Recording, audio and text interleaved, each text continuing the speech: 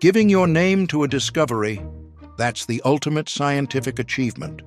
Louis Pasteur gave his name to pasteurization, Blaise Pascal to a unit of pressure, and Bernd Giese, here, to the chemical reaction that bears his name. Discovered half a century ago, the Giese reaction has become a cornerstone of organic chemistry.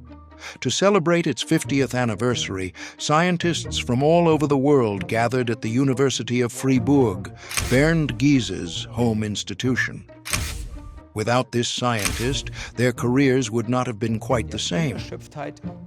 I did my diploma thesis and my PhD thesis with Bernd, and it was just the most fascinating chemistry at that time in Darmstadt, and I'm happy that I was part of it. For me, it was one of the benchmark reactions that we have used to develop a new type of methodologies. So it was, let's say, one of the easiest tools to implement to see if a specific type of reactions were actually working or not.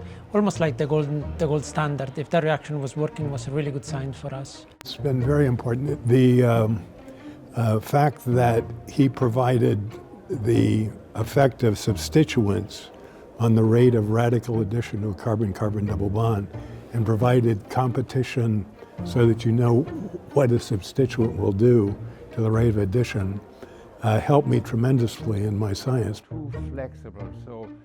And these researchers were not only shaped by the scientist, but also by the man, a person of great kindness.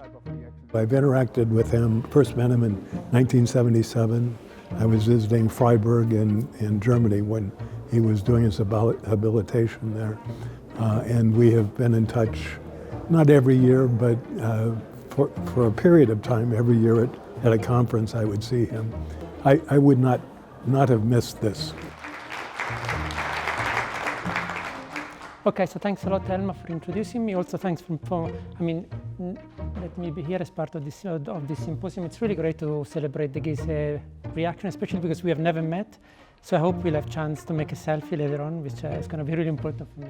So I asked him during my lecture if we could have taken a selfie, and as soon as there was the coffee break and we went out, he came to me and he said, let's take this selfie. So, it was really kind from him.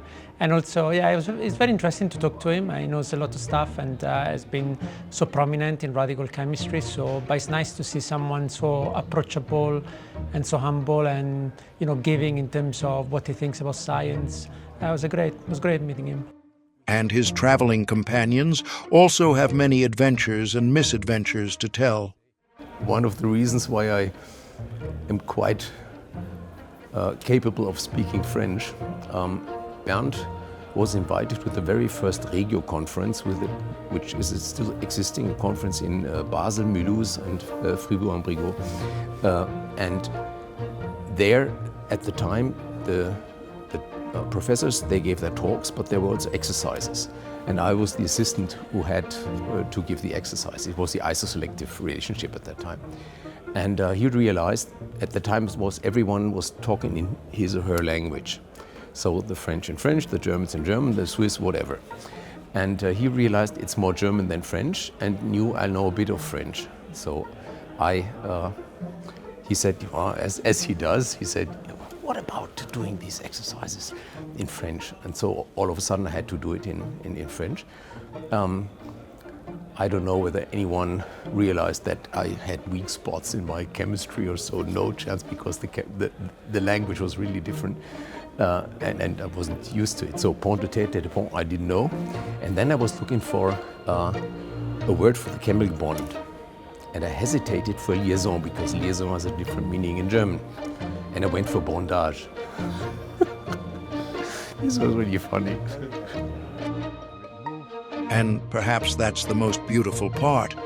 The Giese reaction doesn't just create bonds between molecules, it creates lasting, meaningful connections between scientists.